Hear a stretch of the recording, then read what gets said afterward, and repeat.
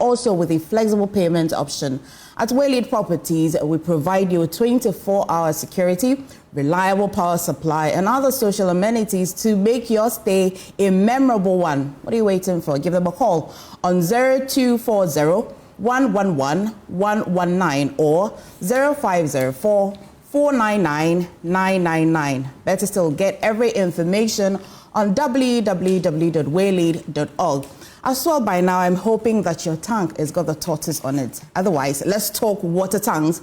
Do you know the secret to real water storage? It's simple. If your tank doesn't have the tortoise on it, then it's not the correct tank. That's right. The tortoise tank, Syntex tank, is the champion of water tanks. It is strong and durable and built to handle our Ghanaian weather, rain or shine. Syntex tank has your back. So, my people, go outside, check your tank, and if it doesn't have a tortoise on it, it's time to upgrade. Join the Syntex tank family today and enjoy water storage that's tough like a tortoise. Also call them on 0244 335 168 to buy now or find one of our 400 agents nationwide. You can also shop online at syntexgh.com. Syntex tank, a strong, a tough. Time now for the news review. Yesterday was quite a busy one in this country, especially for one political party. But we'll get into the newspapers. And joining me in studio is Victoria Bright. She's a lawyer. She's an entrepreneur as well. I've got Timothy Awontirim as well, former member of parliament for Bilsa North. Thank you, gentlemen and lady, for joining me in studio. Good morning. Good morning, MFA. It's good to see you again. Yes, same here. Thank you for having me again. Yes. Well, I'll start with you.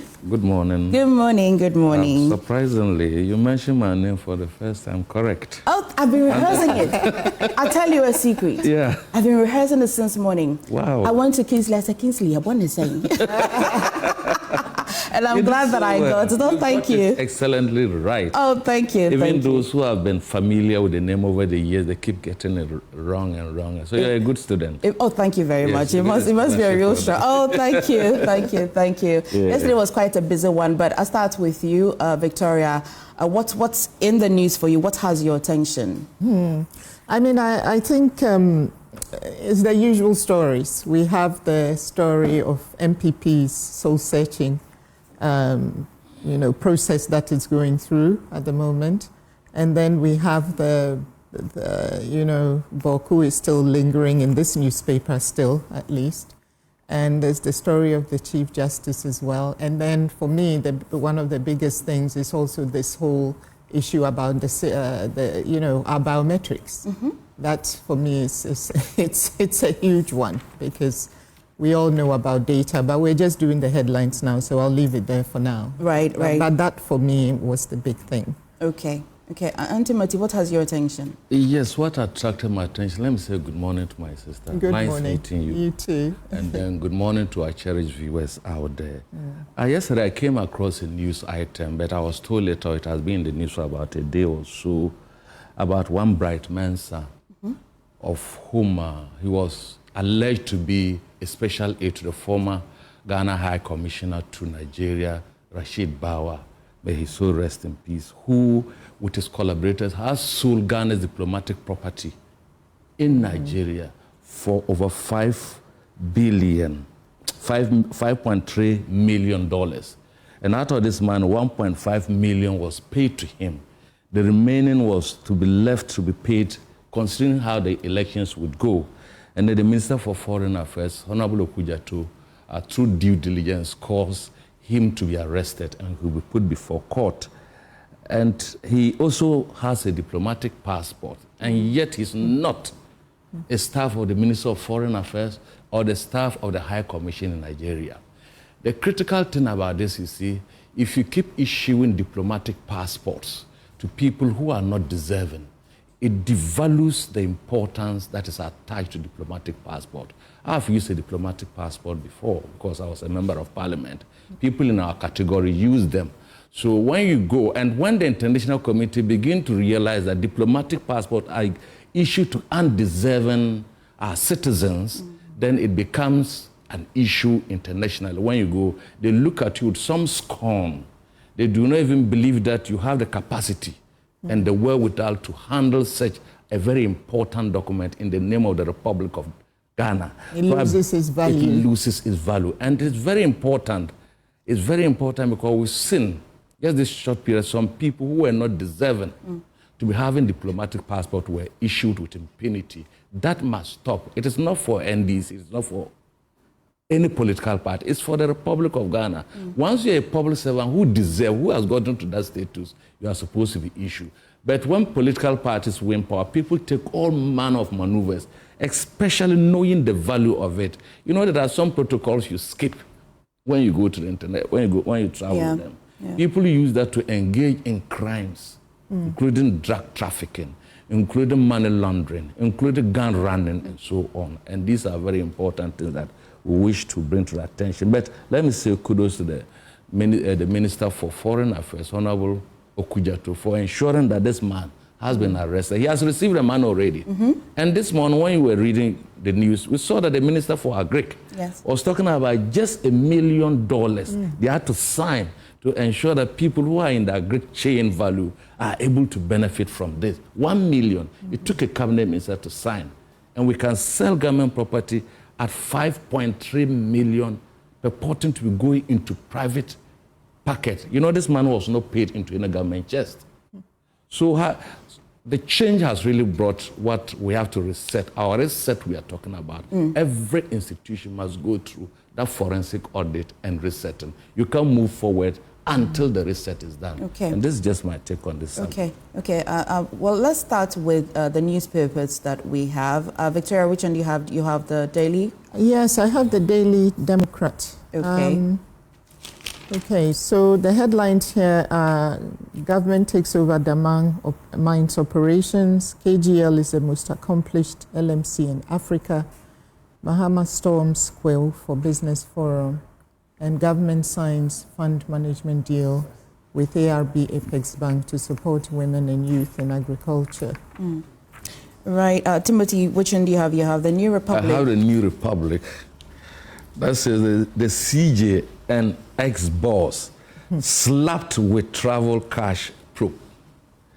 Taxpayers footed bills for family vacays. No security, CJ owns $14,000. Auditors demand cash back. Daughter's flight upgraded, costing thousands more. Subri raid exposes Boko conflict secrets. Yohonu under fire in Boko. Who is the founder of Ghana? Education Minister says committee to debate to settle the matter. This is what is in the front page of the New Republic. Well, I don't have a newspaper, but at least I know a few of the stories that have been topping the newspapers between yesterday and this morning. Well, yesterday, as you all know, and Benjamin also brought that to us, you recall that the NPP, as Victoria also described it, they have been soul searching. The NPP Review Committee on the Election 2024, chaired by Honorable Michael Quay, has proposed some constitutional amendments, among others, in a report submitted to the National Council yesterday. And even prior to that meeting at Alisa Hotel yesterday, which our reporter Kenneth was there to bring us every detail that was going to unfold over there, the Global Info Analytic as well also brought their data out.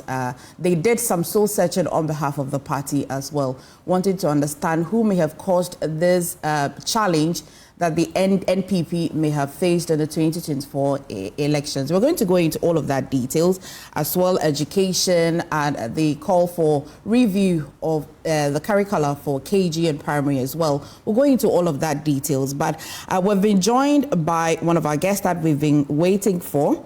We'll just introduce him. Good morning. And Nanaya Osapon, Movement for Change. Thank you for joining us. Good morning. Good morning.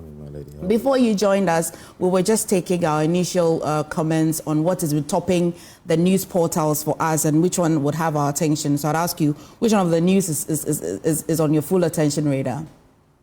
The Easter celebration is what is on. Okay. Of course. Tomorrow happens to be Good Friday, if I'm not mistaken. And I just want to use this opportunity to tell fellow Ghanaians that it is not just about the celebration, it is about the impact that you're able to make. It is, we should use the triumphant entry of Christ and onto the cross to make a step to having a mindset change, that we are able to move from our current dispensation, let me put it for the purpose of this discussion, onto the next one, where we would see all of us as one and be able to make a change in the life of others. I think that if we're able to make a step in every place we find ourselves, whether in the office, out there, in our schools, wherever, it would have an impact even on our economy. It would have an impact even in the steps we want to take in creating jobs. It would have an impact in every single sector of this country. Yeah. Right, right. I know that beyond the Easter celebration as well in Kwewu, the current government, led by the Chief of Staff, says that they're looking beyond the celebration, and there's going to be a business summit over there where we understand that the president will also be addressing the people over there as well. We'll bring you details of that a bit later. It's interesting how CS has been able to manage to make this whole call, turn it around into boxing our businessmen to go. You think that's the approach, right? No, but I think that it's better off this way than just going there and making noise and drinking and shouting, but rather making, because that is a place you find everybody. That is a place you would find every business person. The banks are going to be there. The investors are going to be there. So if you take advantage of that to make a business decision, it's going to be good. But it should send a message to the other regions that you need to be able to take advantage of every single opportunity that's given you. The Ashanti Regional Minister, Dr. Frank Amoakohene, is done something with the Ashanti region, the Ashanti Fest. And I think it was very much impactful. Since Madam is here, she's been in the industry before. I remember those times you used to be around tourism, if I'm not mistaken, or you're a Minister of State. Deputy Minister of State. Yes. Okay. But I think the Office of the President. Of the President. Okay. So when you have been given such an opportunity, all right, and this one brings itself, you need to take advantage of it. Totally understand. Victoria, so the Daily Democrat is what you have? Yes. Okay, what on it has your attention? What would you like us to start with?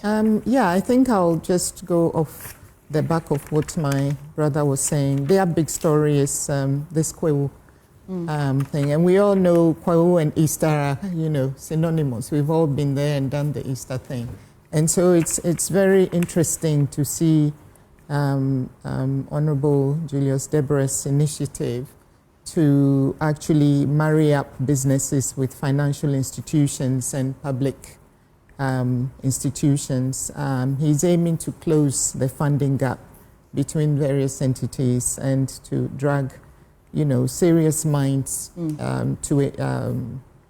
Kwewu this weekend. They are hoping to create and empower over 600 enterprises by 2028. That's quite ambitious. And interestingly, there was a study by Honley and Partners in 2024 that revealed that Ghana has 2,700 millionaires as at last year. And they've defined that as people with a net worth of over $1 million. So the aim is of the Kwewu Business Forum is to increase the millionaire population to over 3,000 individuals in the next 4 years. So, MFA, there's a challenge. And there's an opportunity. That's assuming you're not there already. I'm not there yet. You look very well. But let's bring you also some stories on the other newspapers. We'll just be showing them on your screen shortly before I come to you, Timothy, and you give me which one of the stories you like to start with. We've got the Daily Graphic, and on your screen, President launches 1 million coders initiative. Of course, yesterday that we brought that to you live on the Joy News channel. The minister in charge of communication, Honorable Sam George, is speaking about that and says that it's attracted over 90,000 applications in 48 hours. there was a tour of one of the facilities that's going to be helping that training. And yesterday it was on the Joy News channel. That's the big story in front of the Daily Graphic. I'll go to the next one that we have, and we're going to be talking about this, how you all feel about the 1 million coders initiative by this government. We've got other newspapers, which we're just going to be showing on your screen. We've got the Chronicle, and why Mahama government has refused to renew Goldfields mining lease is a question. You just might find the answer in the Chronicle. And also reforms in MPP. Educhum proposes expansion of Electoral College.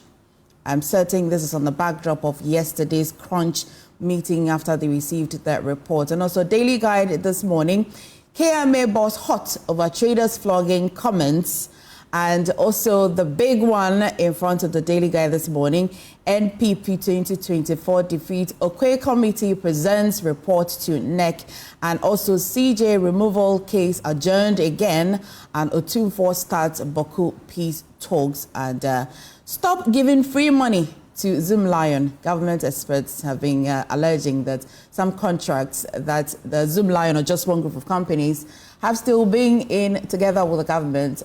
They would rather describe it as free money. We talked about this some days ago on the AM show, and it's quite a settled matter on the part of Just One as well. But also the Ghanaian Times this morning, take it, own it. President unveils 1 million digital jobs for youth. Story is on page 13 of the Ghanaian Times as well. And also clergy espouse peace, unity, personal transformation. Story is in the Ghanaian Times today. And also producer price inflation drops to 24.4% in March. The Ghana Statistical Service is giving us an update. It's on page 11 of the Ghanaian Times this morning as well. Government takes over operations of Daman mines as well. And NPP fact-finding committee presents report to leadership. I like to think that nearly all of the newspapers aren't reporting anything entirely different. They seem to have similar, the New Crusading Guide as well this morning. Stop Mahama from removing Chief Justice. Minority appeals to religious and traditional leaders as well. And also VRA committed to sustainable power production. Also, a new Kodiabe residents fight Jopenya chief over land guard attacks. And also the story which Benjamin yesterday was bringing as an update on Kofi Aban Holdings shoots down false reports. And also GRA to chase Coca-Cola smuggling syndicate as Ghana loses 2.3 billion in taxes. That's the big one in front of the New Crusading Guide. And NDC youth lock up Western Region NSS office over coordinator's appointment. Story is on page 10 of the New Crusading Guide this morning. That is a lot of news for us this morning. But Timothy, just before I went to the other newspapers, you have the Republic with you. I see that you've been going through it very keenly. What has your attention? Not much, but two things. The removal of the CJ. Okay. Yesterday, interestingly, I watched on your program a member of parliament, one of the members of parliament from the Asante region. He was interviewed. He's the one calling for traditional and religious leaders to stop Mahama, according to him, from removing the Chief Justice. You see, when you see lawyers who ought to know better and who ought to be assisting us to unravel mysteries around the Constitution and law, obfuscate issues by trying to say that it is Mahama that is removing her. In fact, if indeed it is even Mahama and the Chief Justice has done nothing untoward that goes against the Constitution, there's nothing that can make Mahama to remove him. President Mahama has not got any interest to remove the Chief Justice of this country. Let everybody be told in plain language. He is simply following due process. And this has been done before in removing other heads of constitutional bodies in this country. And the same process is being followed diligently. Because even if you look at it from the onset where the Chief Justice requested for the petitions to enable her to respond, that her response will become part of the decision of the Council of State. Now, she requested for 7 days. Yes. Mahama gave her an extended 10 days. meaning that Mahama is all out and in all open to ensure that due diligence is followed. If this is done, and then the Chief Justice, her ladyship, is not found culpable, no one can, on your own whimsical decision, yank the Chief Justice out of office. It is not done anywhere. And the international community is watching us and so on. And we are a beacon of democracy. We are a beacon of a country that ensures that these institutions work. 3 citizens of this country, in accordance with law and the practice of the judiciary, has petitioned the president for the removal of a Chief Justice. The process has gone on. None of these processes have been rushed through. Then you have a member of parliament who is a lawyer, who comes to sit on a big platform like this and say that they should stop Mahama from removing the Chief Justice. What are you telling the people of this country? We don't reason. We are just a group of non-entities in this country, or we're a group of what? Caricatures, and we don't reason. And most of the annoying thing he made yesterday was he started the Council of State and said, look, the Council of State was made up of partisan people. Really? Really? You left power just about 3 or 4 months ago. Your Council of State was made up of NDC people. Was your Council of State, as a lawyer, made up of NDC people? Wasn't the process by which Council of State members are elected or appointed done? Do you appreciate the fact that people outside of the political discourse have also questioned the procedure in which the Council of States are nominated or are selected? That is another thing. But for now, if it is not changed, this is the procedure enshrined in the Constitution. Okay. If it is not changed, there's a Constitutional Review Committee that is going on. Okay. If you think the procedure for the nomination or election of people onto the Council of State should be changed, so be it. Okay. You don't come and try to tell us what you think is your mind. We don't rule by mindset. We rule by laws and regulations. Hold that thought, Yeah. because of the point that you made, Victoria. And let's explore this further. First of all, how do you even feel by the response or the reaction from the petitioners, those who have petitioned the court, that at least the procedure should be halted, because they think that they're challenging the process, the procedure in which a Chief Justice should be removed, and that she has not been treated fairly as of the time that they went to court. And, well, the former Attorney General, who is representing them, says that, well, at least the president should halt the process for now until whether it's an injunction or there's a determination by the Supreme Court. What do you say to that? Well, look, I think the procedure for removing justices of the Superior Court generally, including the Chief Justice, is very clearly laid out in the Constitution. Whether or not we agree with the procedure is an entirely different kettle of fish. But the procedure is clear. When you look at Article 1466, it says that where the petition is for the removal of the Chief Justice, the President shall, so he's mandated to, he shall, acting in consultation with the Council of State, appoint a committee consisting of 2 justices of the Supreme Court, one of whom shall be chairman, etc., etc. So I know that there have been various arguments, both for and against, but I think this is really quite clearly laid down. And I believe that even in the previous administration, President Nana-Addo, former President Nana-Addo, also in relation to the same Chief Justice, had a complaint and followed, we are now finding out, followed a procedure. He referred it to the Council of State, somewhere along the line. But I think the only difference is that he actually approached it, told the Chief Justice the details beforehand. But the current president has also given details of the complaints to the Chief Justice. And as my friend was saying, she asked for time to respond, which is fair. And, she was given an extended time to respond, So I think everyone should just hold their horses and let the process take its course.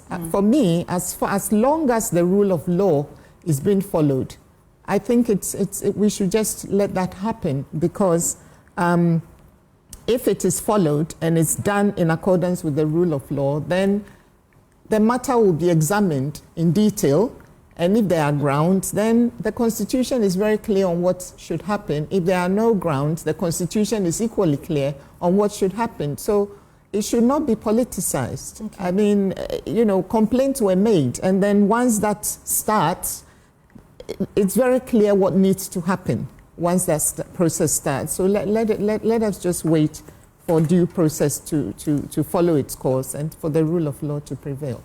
You want to take a bite before I go to Nanao? Yeah. You wanted to respond yes. to? You see, and yesterday they were giving us bits and pieces of the petition that we have not seen.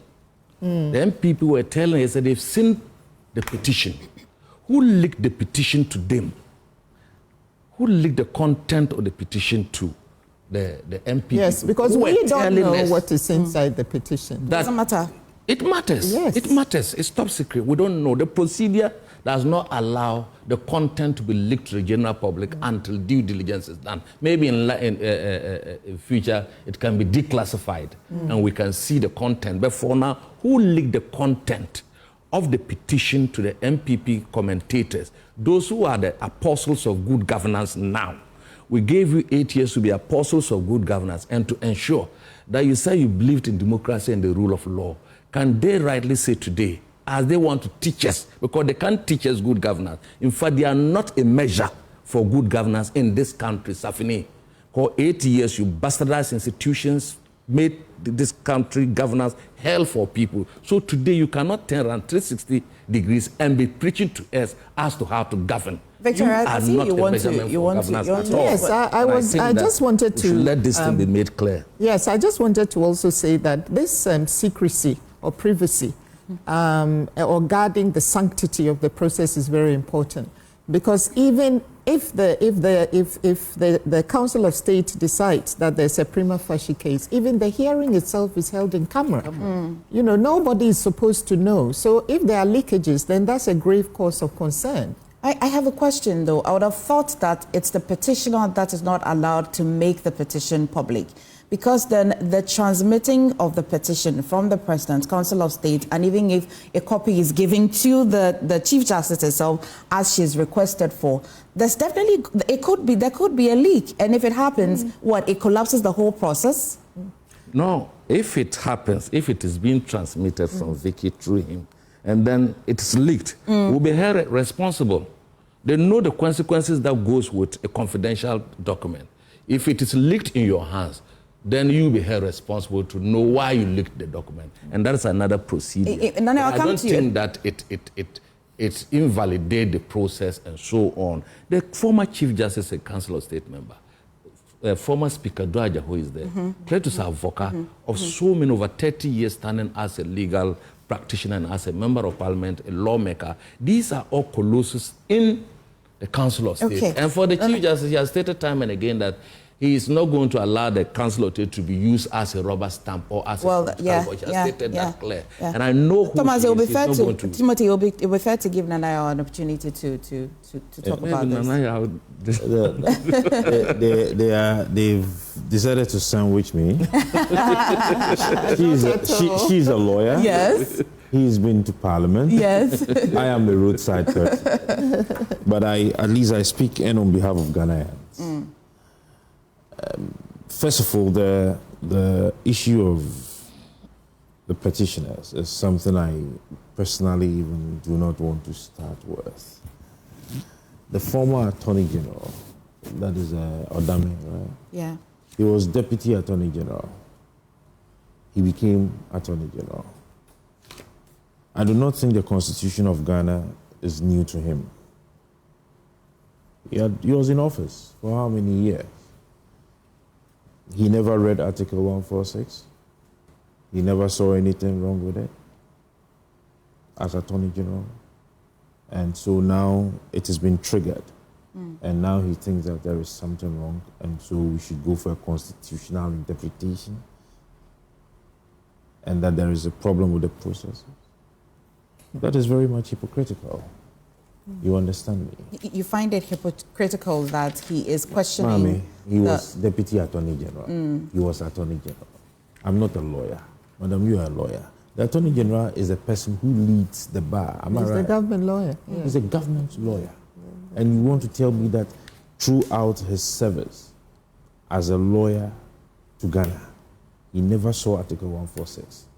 So now that he's home, he's now reading and understanding that there is a problem with 146. Somebody else probably leading this, like me, who's not a lawyer, would at least will give the person the benefit of doubt. You understand? But this is a purely political stunt, a hypocritical one for that matter, which, you see, it is so because it is happening to somebody who is purported to be one of them. Now, Madam raised a very critical person. If you read the 146.6, it says that where the petition is for the removal of the Chief Justice, the President shall act in consultation with the Council of State, appoint a committee consisting of 2 justices of the Supreme Court, one of whom shall be appointed chairman by the President, and 3 other persons who are not members of the Council of State, nor members of Parliament, nor lawyers. So somebody like me. And of course, I don't think the President will appoint me because I already have my mind going inside. Okay? This is clear. We do not need the Supreme Court to interpret this for us.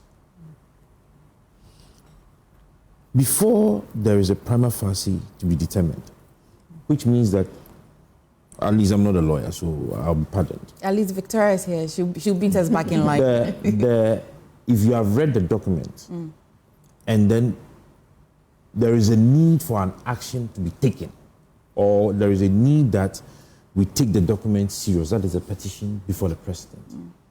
All right? Then we set up a committee. That is what most people are saying. But you see, when the President receives the petition, the President does not determine whether or not there is a prima facie. He's just a conduit. He's just the receiver of the petition.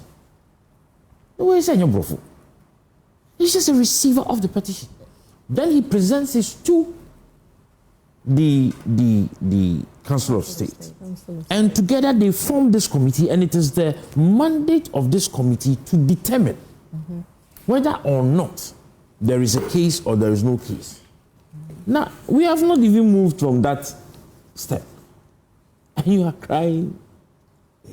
I think the challenge is the transmission between the President to the Council of State.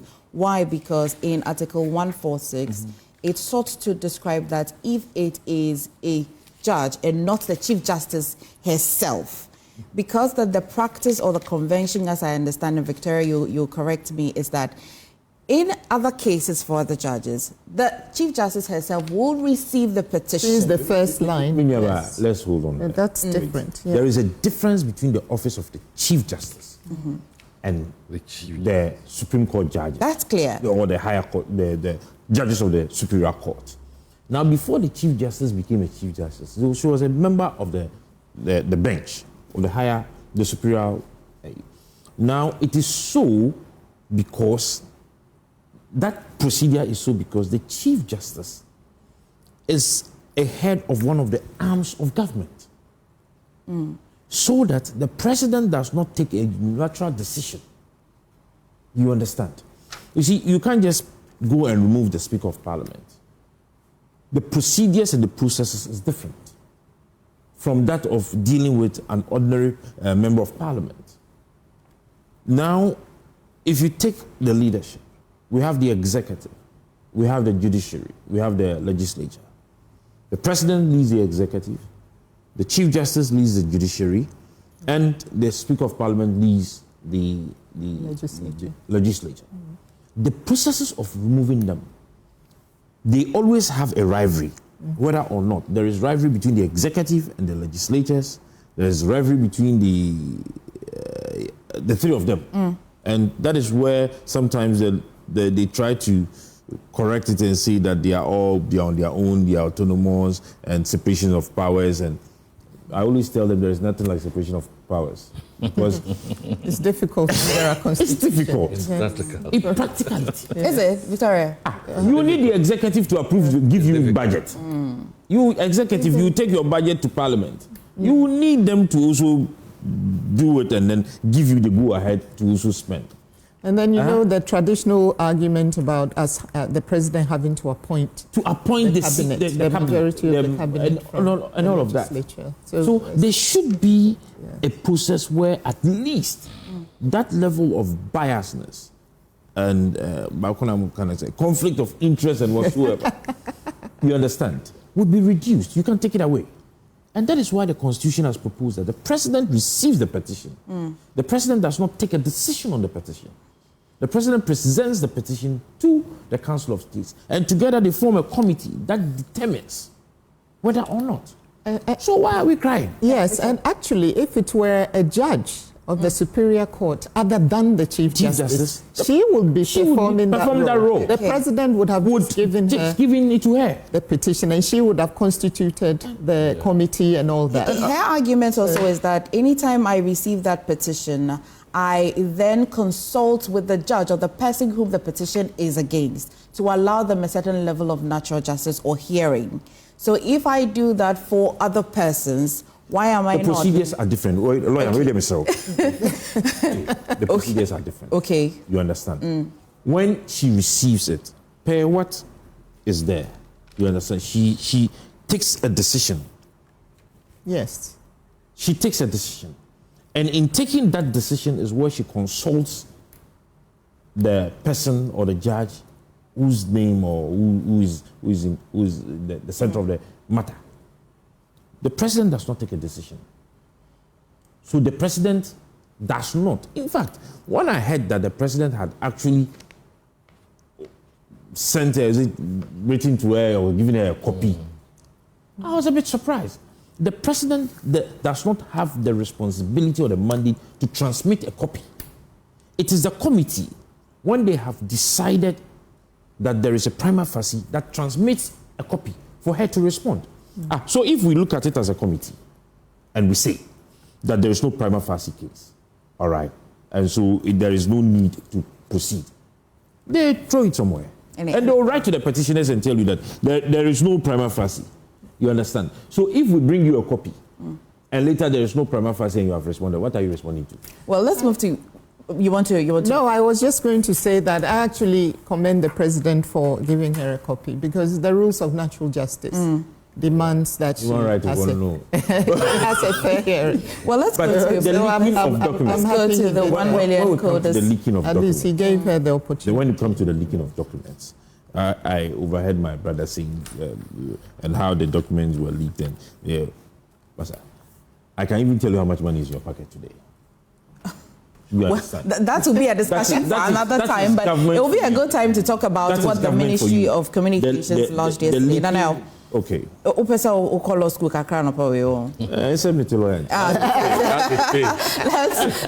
go on to the 1 million coders, a major project for the current government. And Timothy, you want to say, I see you reading that, but I'm trying to read and get much more detail. But I think it was a fantastic project that the Minister for Communications and Digital Initiative did yesterday. It's one of our promises. Indeed, we did promise the youth of this country that as part of creating the jobs, we would train 1 million youth in coding, not just coding, but IT technology, that they can use them. And this type of training is not just a training, but it is a program that is well planned. Is going to give jobs to our people, our youth, 24 hours across the country. And I was happy to hear that it was partnered by most international institutions, for instance, like MTN Group of Company, Ghana Telecom, C-Squad, Google, Amazon, and so on and so forth. Ghana Telecom to Vodafone to Telecel. We remember that. Don't ignore him at any point. We know what he means. And then the Tony Blair Institute and others who contributed and collaborated for the success of the program yesterday.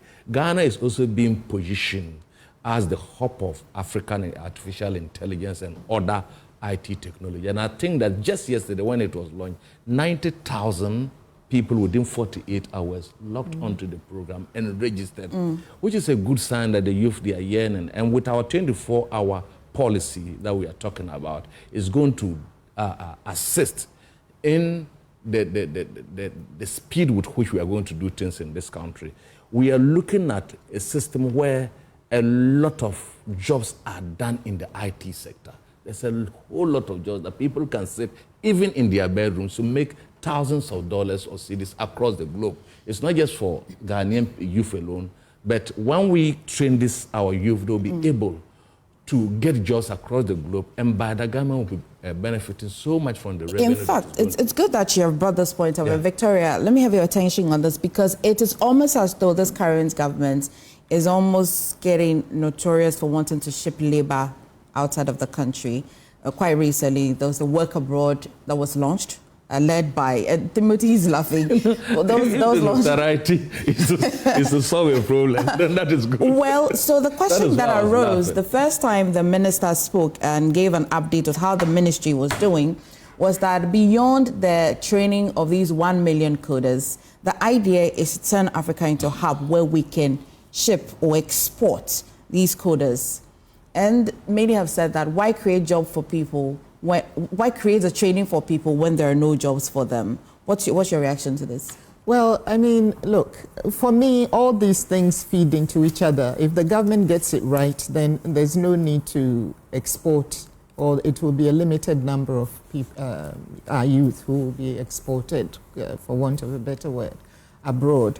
Because if he gets the big push right, if he gets the 24-hour economy right, then they will all interfeed with each other, because these are all AI, digital, innovative measures that come together to develop a nation.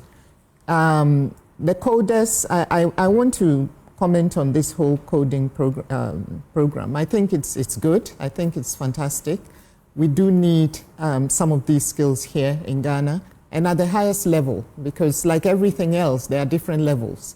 And so for me, if people will go out there and work in environments that are more sophisticated than ours and more advanced in certain ways than ours and come back, you know, I don't know whether there's an obligation for them to come back or whether they're just gone. If there is, if there isn't, then I think that we ought to have something like that. Look, just the other day, just to digress for 2 seconds, I was at a dinner organized by the Schlumberger Foundation, and one of the things they do is to train women in STEM,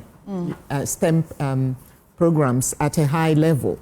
So if you're a woman, you have a STEM degree and you want to go to the high, you know, do a master's or PhD or postdoctoral studies in STEM, for example, and you don't have the means, you can apply to them for a fellowship.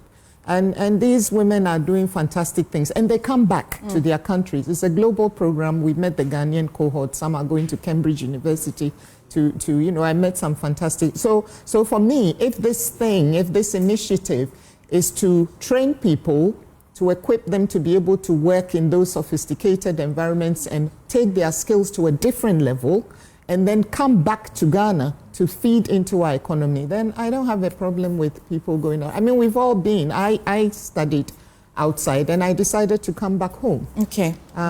So... No. Yes, but you see, I got a bit confused here. Now, if I recall, the minister said that he was not going to take the people out. And that the companies that need the services of these people should bring their companies into Ghana. Yeah. So I do not think that we are training our people and taking them out. No, not in its entirety. So they're looking to make it the hub.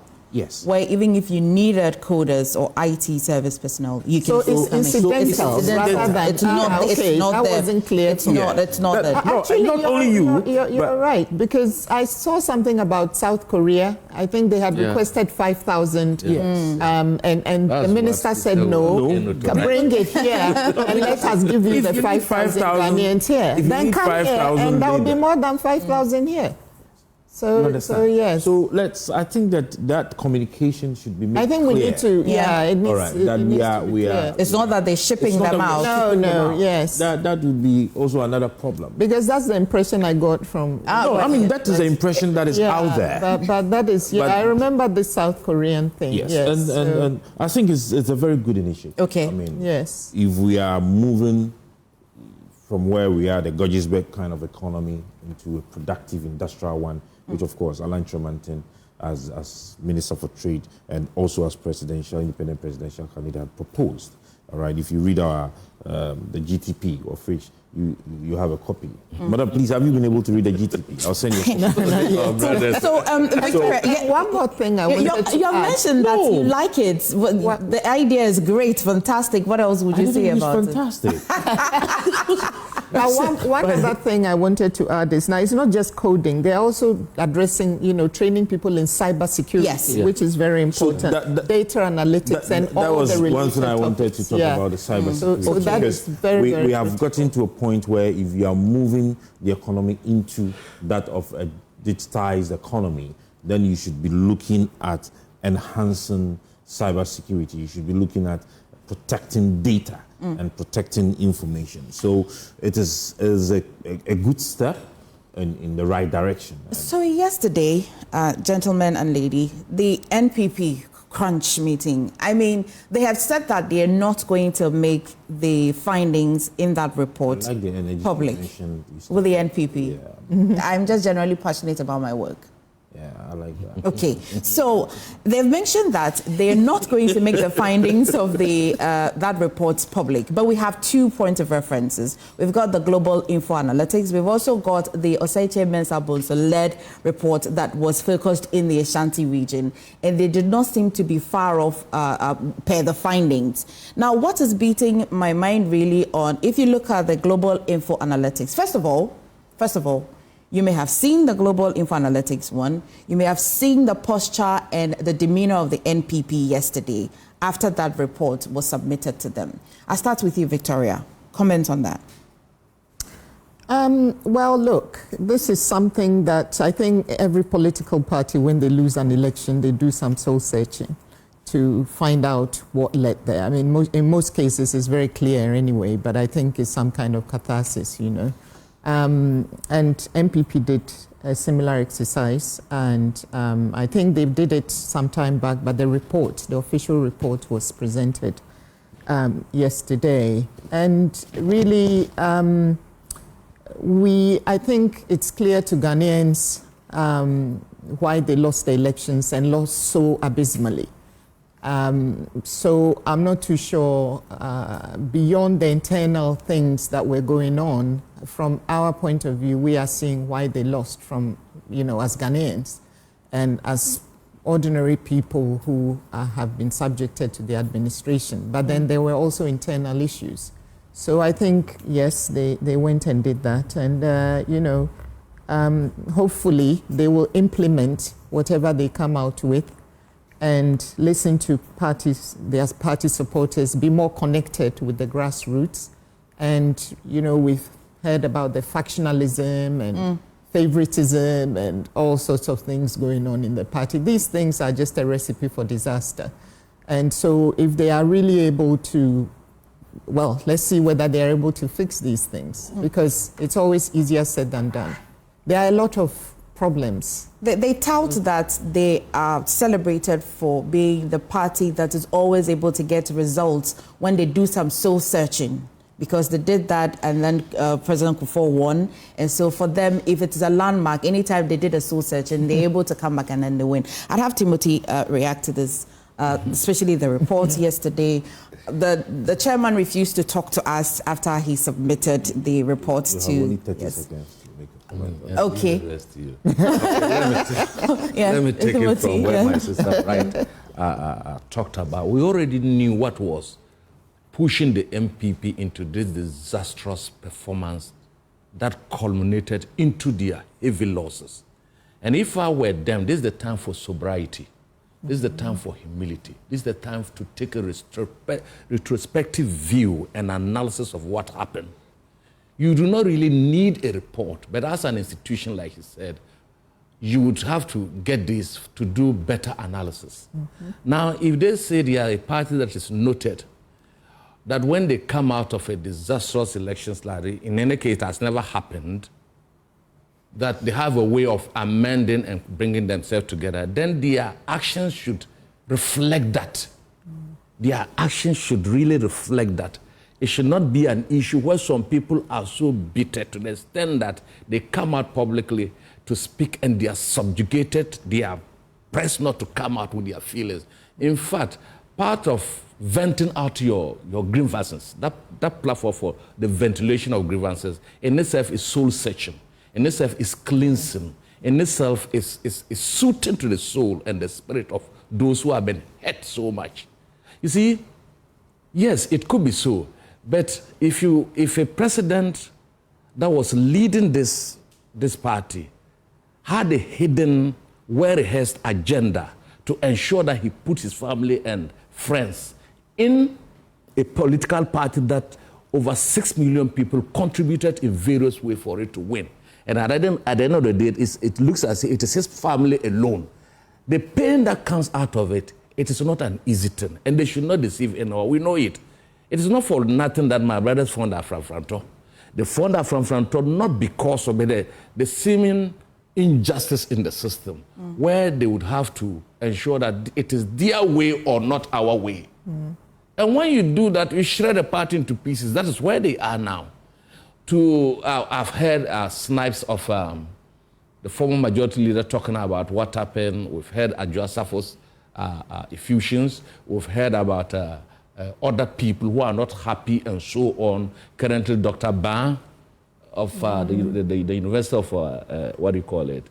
Science and Technology. Yes, Don't let me... Richard Ban.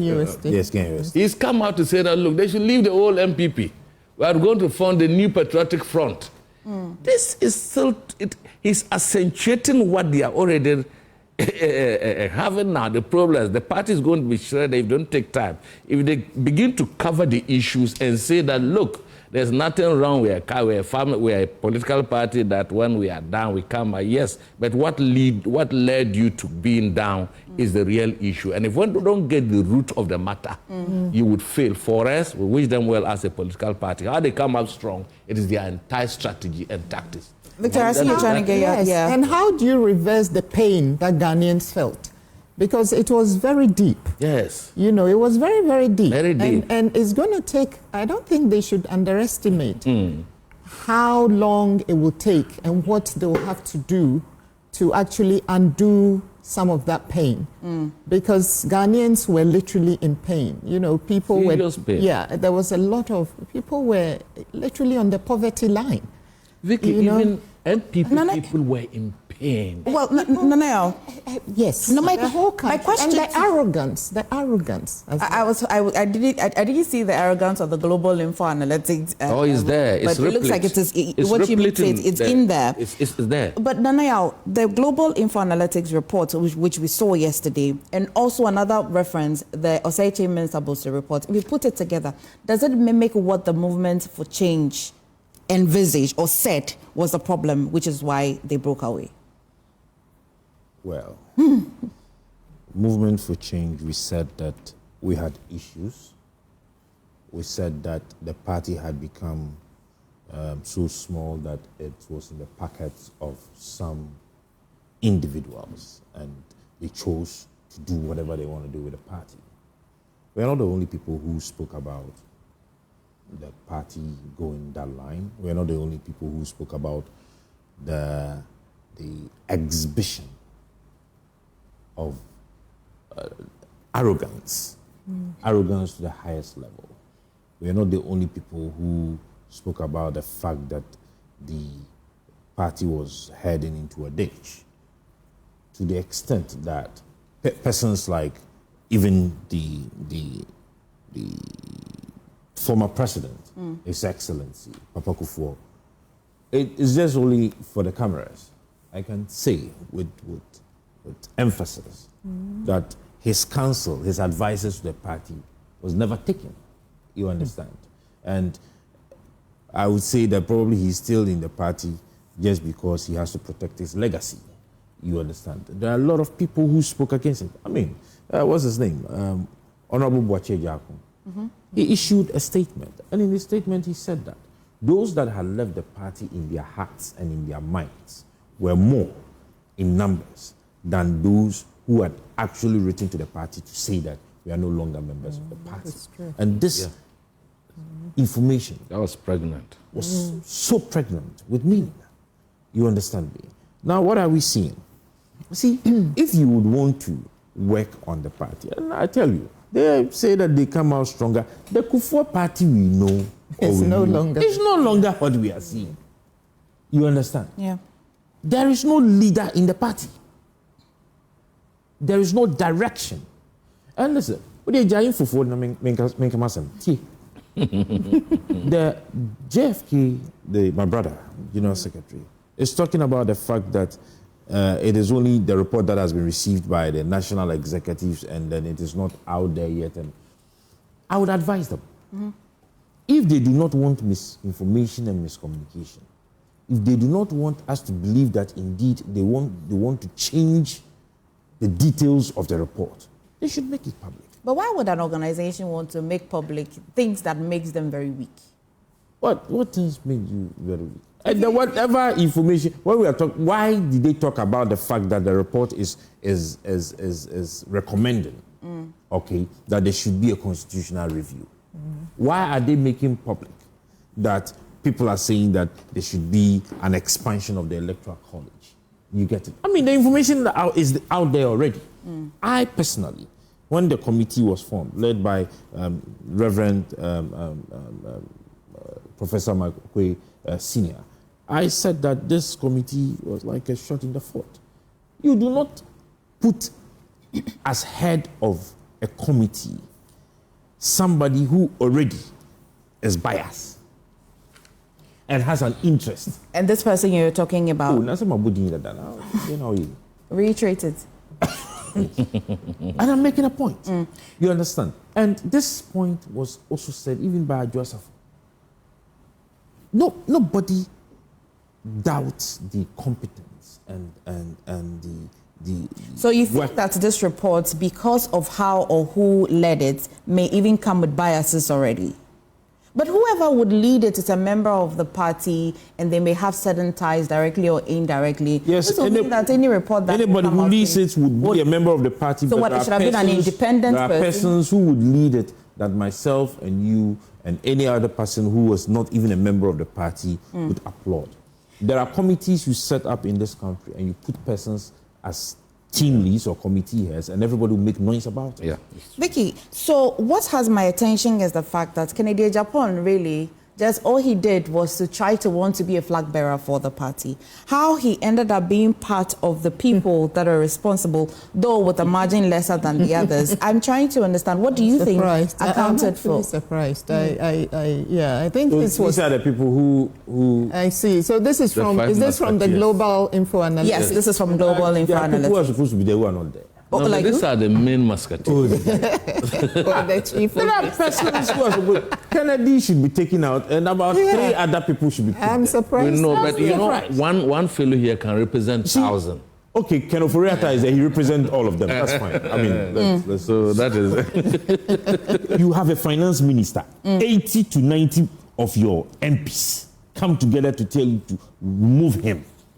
And that it's not even 80. Look, later on, the majority leader came and said, all of them, which invariably meant that even Ken Oforiatta's deputies, who were also members of parliament, also came out and said they didn't like Ken Oforiatta. And the president, that he must be there because he's the one who is the beloved son of the president. That is what... Were you in this country at the time? I've always been in this country. You've always been in this country. Yes. And you like the way Ken Oforiatta managed our economy? That's a question I won't be able to answer. But you're not a Ghanaian. I'm Ghanaian very much. If you go to My Joy Online, the top story this morning, Victoria, is that Mahama's incompetent government will fall in 2028. NPP vows a comeback, and this definitely can be on the back of the report that was submitted to NEC yesterday. And again, what Global Info Analytics has said. What's the picture looking like for the NPP? Vicky, in 2028? I'm surprised they've already labeled President. Barely. The president has only just started. He's barely 5 minutes into his administration, and this is a label which they sought to tag on him before. And then NPP came, and, you know, it was a disaster. We all saw what happened and how it all ended. And as we all saw, It's not you or I or anybody else here saying it. It's the views of the majority of Ghanaians, and that was reflected in the elections. I would say that rather than tagging President Mahama with names, they should focus inwardly and try and sort themselves out. If they want to come back, I mean, of course, we wish all the parties well. It's important to have a strong opposition in the country. So they should really focus on their own, backyard and try and sort themselves out. In Chile, Benjamin will say, "Do yes, I'll take your final words. And also, Sorry, you want to land with your final words? Yeah, no, I was just going to say that so far, what we've seen of President Mahama is far from being incompetent. You know, he gave some pledges to reset the country, because I believe, like a lot of people, that the country needed to be reset. And so far, at least so far, You're quite impressed. Yeah, he's been trying to do the right thing. Let's see how it ends up. 30 seconds. Yes. Okay, let me just do it this way. You see, the MPP seems not to leave their old campaign messages that did not help them. If you are saying that Mahama, who is barely 4 months in power, is incompetent now, the same global info analytics sought the views of the country on Mahama's performance, and he's rating over 60%, including even for the first time in the history of this government, government appointees have been, the people have viewed them to be the least corrupt. The second people, the religious people, according to global info analysis. Yeah. And the third was the presidency. It has never happened that the presidency has been rated to be the third least corrupt government in this country. Your 30 seconds is up, yes. And the point is quite made. President Mahama just needs to make sure that the appointees follow his lead. Yes, because what the NPP seeks to do is to push Ghanaians, all right, to high up their expectations even beyond the elections. And what I would advise us to do is to be able to manage our expectations. Of course, you are given 8 years to manage this economy. You are not able to do it. You used incompetence against the current president then, and you think that you can use incompetence against him now when he has just started. That is so not the best. But in moving forward, there was a story on the news crusading guide that talks about the GRA trying to collaborate with Coca-Cola bottling company to be able to deal with the issue of smuggling and all of that. I think that the customs divisions of the GRA needs to set up. There is so much talk about it. You understand? If we have containers missing at the port, people are talking about smuggling. And it all ends up at the doorstep of customs division. Right. You are an institution, at least. They should not just be thinking about themselves as officers. They should be thinking about the corporate image of their organization. Thank you, Nanaya. Nanaya Sapon, Movement for Change, Victoria Bright, lawyer and entrepreneur, and I'll attempt this one again, Timothy Awantirim, former MP, Bill Sutton North. Thank you.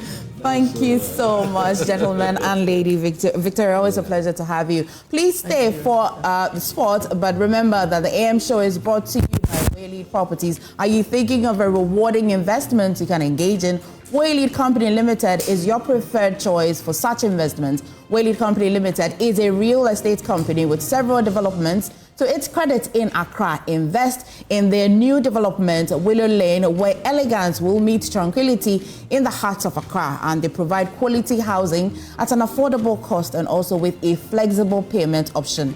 At Waylead Properties, we provide you with 24-hour security, reliable power supply, and other social amenities to make your stay a memorable one. Give them a call, 0240-111-119 or 0504-499-999. You can also visit them on www.waylead.org. Well, please stay for sports with Haruna Mubarak, whose birthday quickly.